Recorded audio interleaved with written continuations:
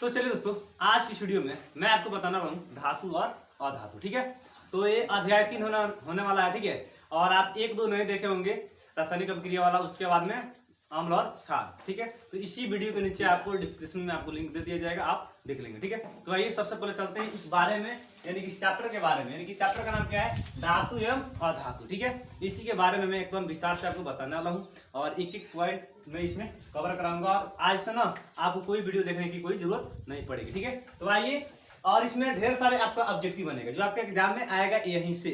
ठीक दोस्तों, तो चलिए सबसे पहले हम लोग चैप्टर में आपके बुक में दिया होगा स्टार्ट इन धातु के क्या भौतिक गुण के बारे में दिया होगा। धातु के भौतिक गुण, उसके बाद में अधातु के भौतिक गुण, और उसके बाद में सारे के सारे जितना भी है सबके सब मैं इसमें कवर कराऊंगा। ठीक है, आइए, तो मैं जल्दीबाजी में और जल्दी में ही आपको एकदम समझाऊंगा। चलिए, तो सबसे पहले धातु के भौतिक गुण धर्म के बारे में जानेंगे। ठीक है दोस्तों, और यहाँ पर लिखे अधातु के भौतिक गुण।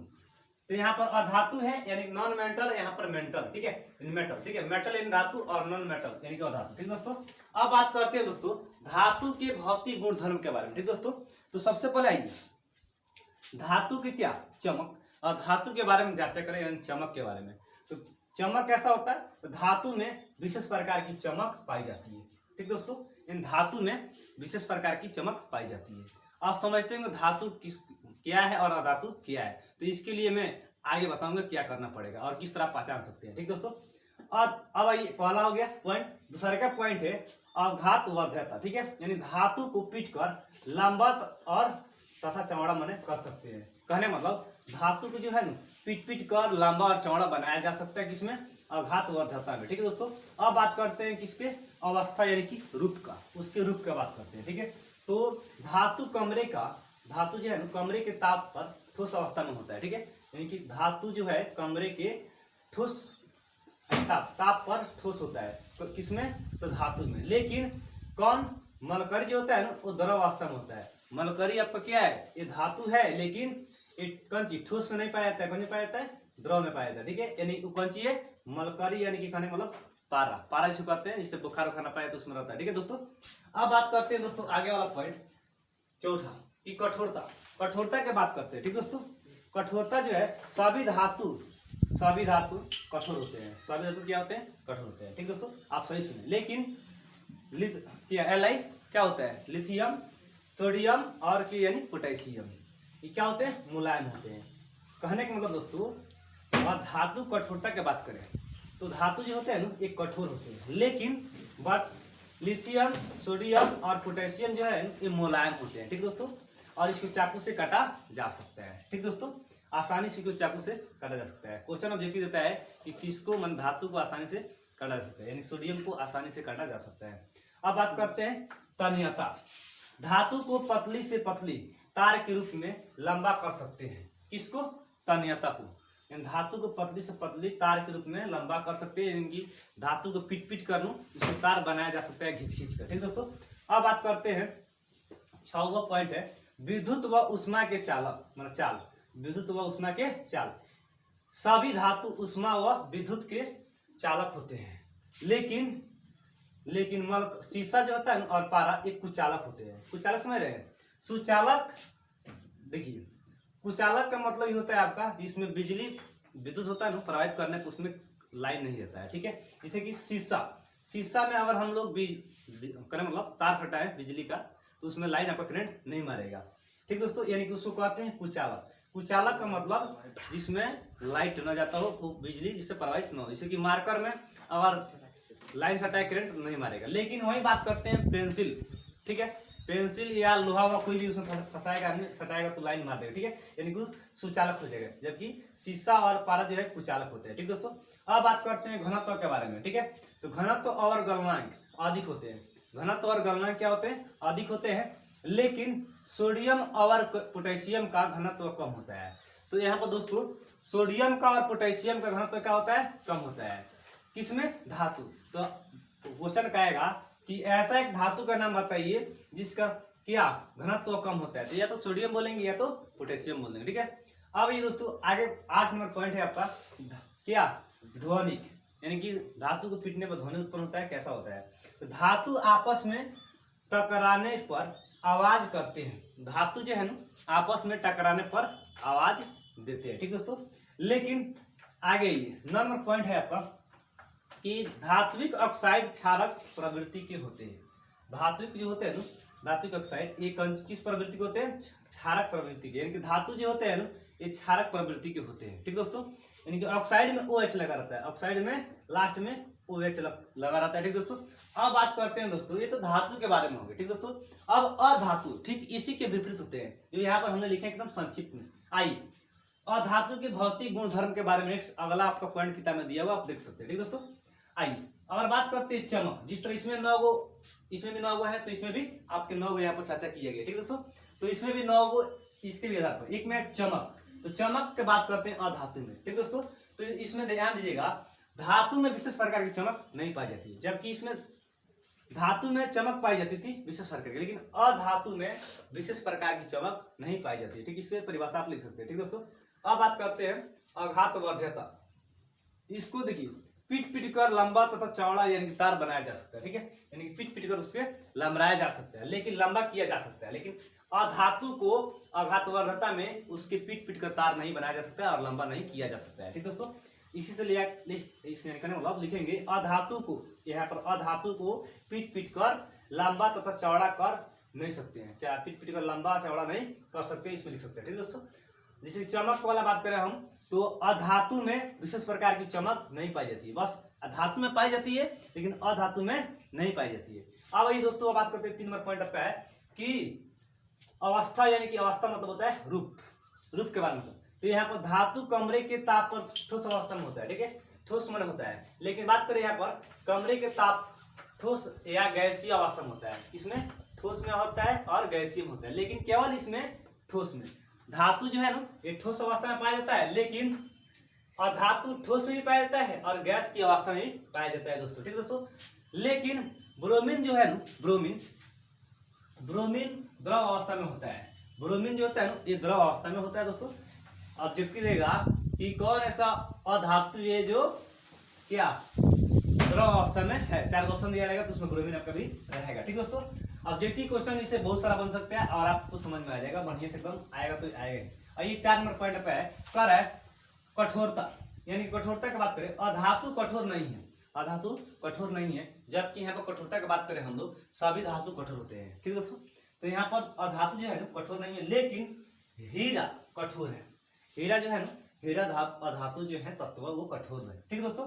अब बात करते हैं, जैसे कि ऑब्जेक्टिव यहाँ पर देगा एक ऐसा तत्व का नाम बताए, चाहे एक ऐसा धातु का नाम बताए कि वो कठोर है, तो कौन कठोर है? तो हीरा है। हीरा क्या है? तो अधातु है दोस्तों। अब बात करते हैं तन्यता। तन्यता का मतलब अधातु के, यानी कि अधातु के, धातु के नहीं, अधातु के पतली तार के रूप में नहीं खींचा जा सकता दोस्तों। कहने का मतलब अधातु जो है ना इसको पीट पीट कर लमराया नहीं जा सकता, क्योंकि पीटने पर वो टूटेगा, ठीक दोस्तों।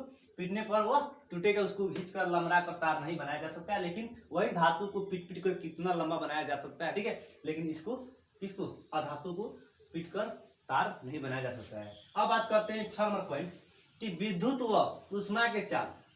तो यहाँ पर नहीं, यहाँ पर ध्यान दीजिएगा, यहाँ पर क्या लिखे हैं, सभी धातु उष्मा व विद्युत के क्या चालक होते हैं, लेकिन अधातु में क्या होगा, नहीं होते हैं। सभी अधातु, सभी यहाँ पर अधातु लगाएंगे, उष्मा और विद्युत के चालक नहीं होते हैं।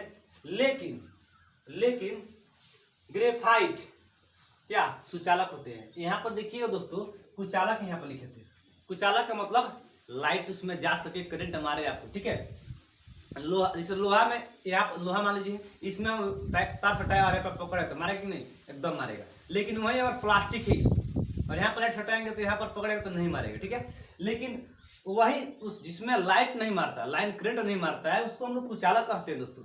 लेकिन जो करंट मारता है उसको हम लोग क्या कहते हैं, सुचालक कहते हैं। जो यहाँ पर सुचालक होते हैं, जो क्या अधातु क्या होते हैं, ये सुचालक होते हैं। जैसे कि ग्रेफाइट लिखे हैं, ग्रेफाइट समझिए, जैसे कि बच्चे लिखते हैं पेंसिल से, तो पेंसिल में जो कला होता है ना, जिसे लिखते हैं ना पेंसिल कला, वो ग्रेफाइट बोलता है, ठीक है। और उसमें अगर हम लोग लाइट सटाए, करंट दे, तो उसमें आपका पक्का है करंट मारेगा। उस तरह आप ट्राई मत करिएगा, तो ऊपर चला जाइएगा, ठीक है।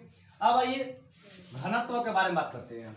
अधातु के घनत्व और गलनांक कम होते हैं। कहने का मतलब दोस्तों, और धातु के जो गलनांक होते हैं ये कम होते हैं, मतलब घनत्व और गलनांक जो होते हैं वो कम होते हैं। ठीक दोस्तों, क्वेश्चन उठता है ग्रेफाइट जो है क्या है? ग्रेफाइट समझ रहे हैं, ये पेंसिल के जो अंदर के काला वाला दिखाई देता है ना, वही ग्रेफाइट बोलते हैं। ठीक है दोस्तों, ऊपर वाला नहीं, लकड़ी नहीं। ठीक है, अब बात करते हैं ध्वनिक। ध्वनिक में ये ध्वनिक नहीं होते हैं। ध्वनिक जो होते हैं ना ये ध्वनिक नहीं होते हैं, किसमें? घनत्व में। लेकिन घनत्व और गलनांक अधिक होते हैं। घनत्व और गलनांक जो है अधिक होते हैं, लेकिन सोडियम और क्या पोटेशियम का घनत्व कम होते हैं। यहाँ पर क्या लिखे हैं? क्या? यह ध्वनिक नहीं होते, यानी कि यह ध्वनिक उत्पन्न नहीं करता है। ठीक है, यह ध्वनि उत्पन्न नहीं करता है। अब बात करते हैं ऑक्साइड। ऑक्साइड जो है धातु के ऑक्साइड यानी कि अम्लीय प्रवृत्ति की होती है। और धातु के जो ऑक्साइड होते हैं ये अम्लीय प्रवृत्ति के होते हैं। लेकिन बात करें दोस्तों अगर हम क्या धातु के, तो क्षारीय प्रवृत्ति के होते हैं। धातु का ऑक्साइड कैसा होता है? तो क्षारीय प्रवृत्ति के। और अधातु के ऑक्साइड कैसी होती है? तो अम्लीय प्रवृत्ति की होती है। ठीक है दोस्तों, तो आई होप ये आपको समझ में आ गया होगा दोस्तों। ये धातु अधातु के बारे में रहा। ठीक है, और हम लोग चैप्टर पढ़े इसे में धातु एवं अधातु के बारे में। तो इस तरह आपके एग्जाम में एकदम भेजी है, ये एग्जाम पूछा है, कई बार पूछ चुका है, तो इसको डालेंगे भेजिए। ठीक है, और अंतर भी कहेगा लिखने के लिए, तो एक और धातु एक और अधातु लिख के आप अंतर डिफरेंस बता सकते हैं दोस्तों। और अच्छा लगा होगा, अभी तक लाइक नहीं किए तो लाइक करें और अपने दोस्तों के पास शेयर करना मत भूलिएगा। अब ये दोस्तों आगे चलते हैं, जैसे कि मिश्र धातु क्या है। ठीक दोस्तों, मिश्र धातु या मिश्रातु। ठीक दोस्तों, तो मिश्र धातु या मिश्रातु किसे कहते हैं? दो या दो से अधिक, दो या दो से अधिक धातु और अधातु के समांगी मिश्रण को मिश्रण या मिश्र धातु कहते हैं। कहने का मतलब दोस्तों दो या दो से अधिक धातु हैं या अधातु हैं, और उसी को मिलाने से या समांगी मिश्रण को हम लोग मिश्र धातु या मिश्रातु कहते हैं। जैसा कि लोहा भी आपका, लोहा का एफ ही कहते हैं, लोहा भी आपका क्या है? धातु या अधातु मान लीजिए। ठीक है, लोहा क्या आपका? धातु। और कार्बन ये क्या है? धातु मान लीजिए। ये लोहा को और कार्बन को, ये दोनों को हम लोग मिलाएं तो मिलाने में क्या बन रहा है? इस्पात। क्या बना? इस्पात यानी कि चुंबक। ठीक दोस्तों, इन लोहा और कार्बन के मिलाने से हमारा इस्पात बनता है चुंबक। ठीक दोस्तों, आपको ये समझ में आ गया होगा, और अच्छा लगा होगा तो लाइक कर दीजिए। ठीक है, अब बात करते हैं जल का लैटिन नाम क्या है।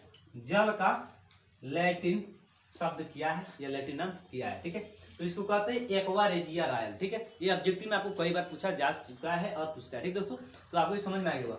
अब बात करते हैं दोस्तों कि खनिज क्या है। ठीक दोस्तों, खनिज क्या है दोस्तों? ठीक दोस्तों, आइए, तो भूपर्पट्टी में प्राकृतिक रूप से पाए जाने वाले तत्व या यौगिक को क्या कहते हैं? खनिज कहते हैं। ठीक दोस्तों, क्या कहते हैं? खनिज कहते हैं। यानी कहना मतलब भू में होता है पृथ्वी, ठीक है, जमीन, जमीन के परपट्टी में प्राकृतिक रूप में या प्राकृतिक रूप से पाए जाने वाले तत्व या यौगिक के खनिज को हम लोग क्या कहते हैं? यौगिक को क्या कहते हैं? खनिज कहते हैं। ठीक दोस्तों, तो आई होप ये आपके समझ में आ गया होगा। अब चल तो आइए फ्रेंड्स, जैसा कि दोस्तों बात करेंगे धातु ऑक्सीजन से अभिक्रिया करता है तो अलग अलग क्या बनाता है। ठीक है, यह कैसे बनता है, तो इसके बारे में बाद में चर्चा करेंगे। सबसे पहले उभयधर्मी आती उभयधर्मी ऑक्साइड यानी का मतलब वे धातु होते हैं, वे धातु जो ऑक्साइड जो अम्ल या क्षारक दोनों से अभिक्रिया करते हैं और उत्पाद में जल तथा लवण बनाते हैं दोस्तों। ठीक दोस्तों, जैसे कि अगर आपको दिखाई नहीं देता होगा तो इस देखिए यहाँ पर। ठीक है, जैसे कि उभयधर्मी ऑक्साइड वे धातु ऑक्साइड जो अम्ल या क्षारक दोनों से अभिक्रिया करते हैं और उत्पाद में जल तथा लवण बनाते हैं। उत्पाद में क्या बनाते हैं? जल और लवण। उत्पाद आपको बताएं दोस्तों कि तीर के दाहिनी साइड होता है। ठीक दोस्तों, और क्या क्रिया मतलब अभिकारक तीर के लतरी साइड यानी कि बाएं दाएं। ठीक है, यानी कि उत्पाद जो ये बने हैं ये आपको उत्पाद बोलते हैं। ठीक है, इसमें क्या जल और लवण हो रहा है। ठीक है दोस्तों, तो Al2O3 ऑक्सीजन। ठीक है, यहाँ पर एग्जाम्पल में लिखे आप समझ सकते हैं।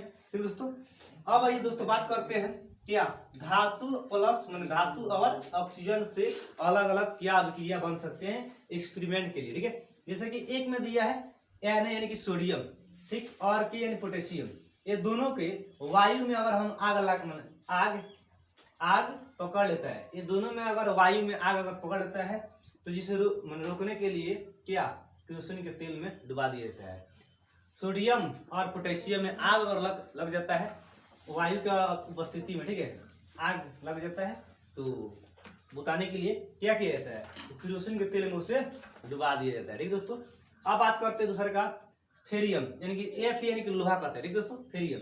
और ये वायु के उपस्थिति में, वायु के उपस्थिति में, चाहे वायु में आग गरने पर कोई अभिक्रिया नहीं करती है, लेकिन लौह चूर्ण तेजी से जलने लगता है। लौह चूर्ण यानी कि लोहा का जो चूर्ण होता है ना, बुरादा, लोहा का अगर बुरादा दोस्तों बात करें, लोहा का बुरादा, उसमें अगर आग लगाया जाए तो बहुत जल्दी यानी फाय जलेगा। ठीक है, लेकिन वही बात करते हैं अगर लोहा में केवल लगाया जाए, ठीक है, और गर्म करने पर उसमें कोई अभिक्रिया नहीं होती। ठीक दोस्तों, अब बात करते हैं दोस्तों तीसरा का पॉइंट है आपका कॉपर। सी ऊपर मैंने कॉपर पर वायु की उपस्थिति वाले उपस्थिति काले रंग की हो जाती है, यानी कॉपर जो होती है ना वायु की उपस्थिति में, ठीक है, एक काले रंग की हो जाती है दोस्तों। अब बात करते हैं लास्ट पॉइंट है आपका एजी यानी कि आर्गन और चांदी। ठीक है, उसका में औरम, एयू यानी कि औरम यानी कि सोना वायु के साथ अभिक्रिया नहीं करती है।